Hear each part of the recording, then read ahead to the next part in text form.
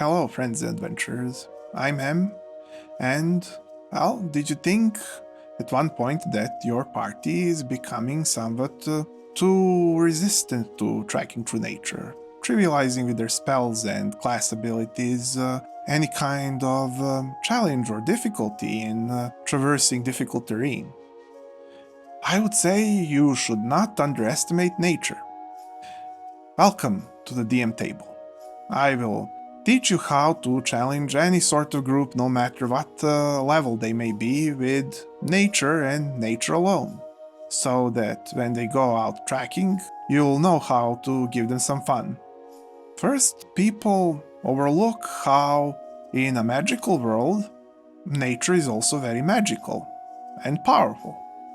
It's not that just rain falls, maybe the thunder is striking so wildly that they can't hardly hear anything, so encountering a monster might be more dangerous.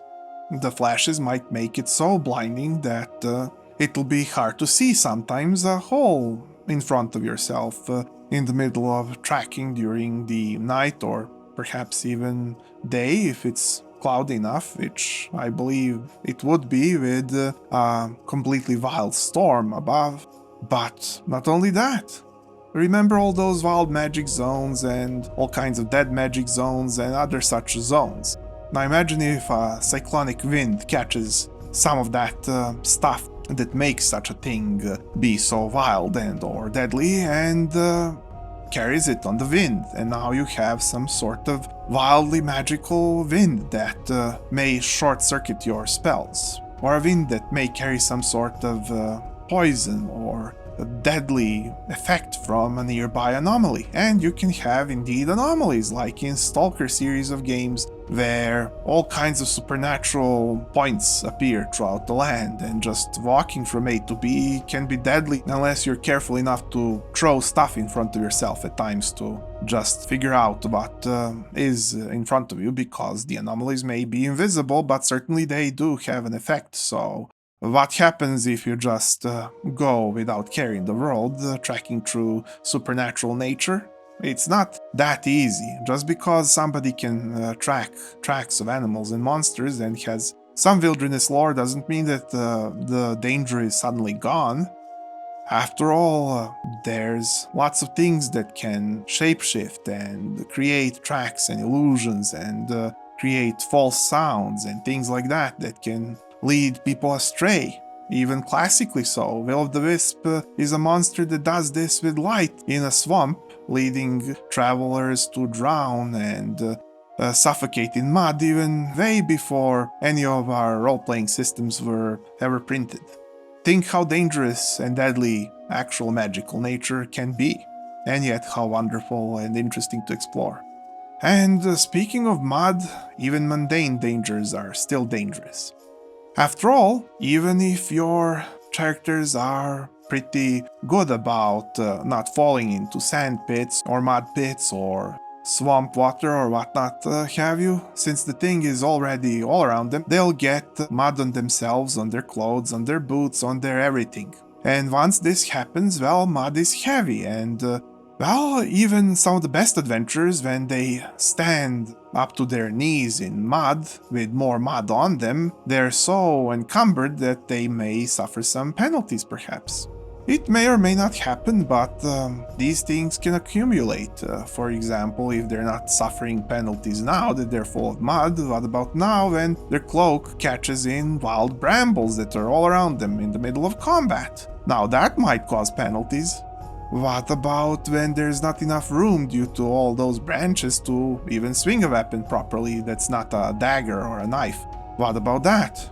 After all, if you've been in a forest, you know how forest isn't one of those carefully curated pictures that you see of pretty forests, and it's rather a mess of branches everywhere if it's a thick one, and it's barely walkable through with extreme effort. Even people who are very accustomed to this nature, well, they need to use all of their techniques, all of their spells, just to keep moving as normal. even if they fly about and skip many of these challenges. But don't worry, you're just layering them so that more of specific challenges can happen when they are using their spells and skills. That way they'll feel powerful and awesome for overcoming such gruesome odds, because hey, they used all of their skills at their disposal, all of their resources, and then they were still challenged.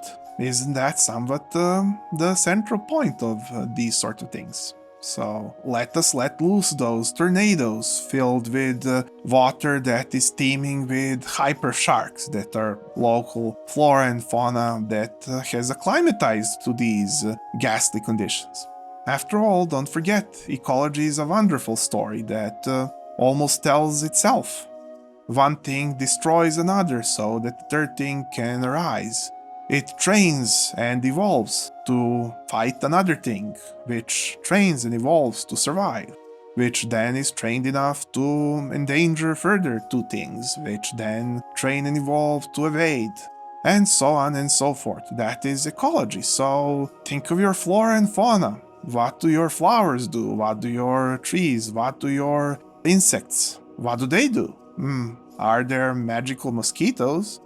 Let us hope not, but what if there are? What things are keeping each other company in the swamp?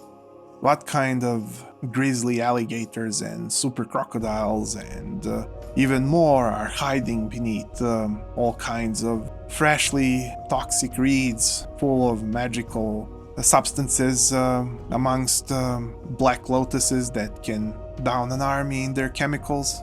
What does it take to dodge a tongue of a giant frog that can shoot that tongue for 30 meters straight? What does it take to pass through the nature? Many things may be necessary, so always keep your eyes open for what may happen next. After all, it's not necessarily that the sky is safe. What kind of predatory giant birds are there that cruise above such places, that hunt and feed on these monstrosities below, succeeding to come from the sky to do such a thing to the ground-dwelling creatures below? Let us not forget all those magical diseases one can contract. After all, they also evolve along with magic, and whilst humanoid creatures may be the top predator due to their mind, as the ability to sort magical and other mystical energies and get the most out of them due to logic, reason, and depth of understanding, what about all those small, seemingly insignificant effects when they all pile into one biome of utter unforgivingness? Well, you might even want to ask your players how much are they for this, as opposed to worrying that they're too over-equipped and over-able. At this point, they may actually even think it's too much. So, check with your players how much of nature adventures do they want, and you'll be able to provide. No worries at what level they are and what power and in which system. So, remember, adventure, never underestimate nature. Now, if this was unique or helpful, maybe you can spare me a click and I could see you here next and perhaps every week. If you have something for the comments, I'd be very grateful. Well, I wish you luck on your adventures. Till next time.